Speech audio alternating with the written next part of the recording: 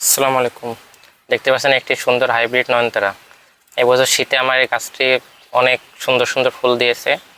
এখন শীত শেষের সেহেতু গাছটি আস্তে দুর্বল হয়ে যাবে, আর সে গাছটি যাতে দুর্বল না হতে পারে এই জন্য আজকে আমি গাছটি একটু সামান্য পরিচর্যা নেব।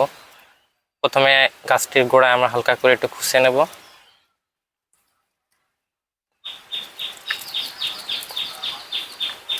এতে হচ্ছে মাটিতে ভিতরে ভালো অক্সিজেন আসা যাওয়া করতে পারবে, কোনো পোকামাকড় থাকলে সেটি মারা যাবে।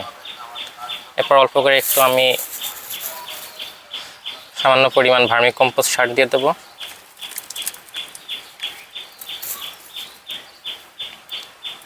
এবং পুনরায় আমি গাছটির যে সারগুলো খুঁচিয়ে দেবো যাতে মাটি নিচে চলে যেতে পারে।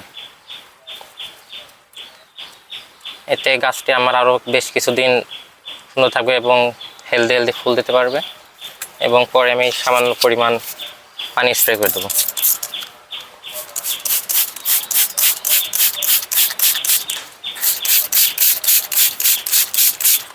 হয়ে গেল আমার মাত্র 1 মিনিটে আমার গাছটি আবার সুন্দর সতেজ হয়ে গেল।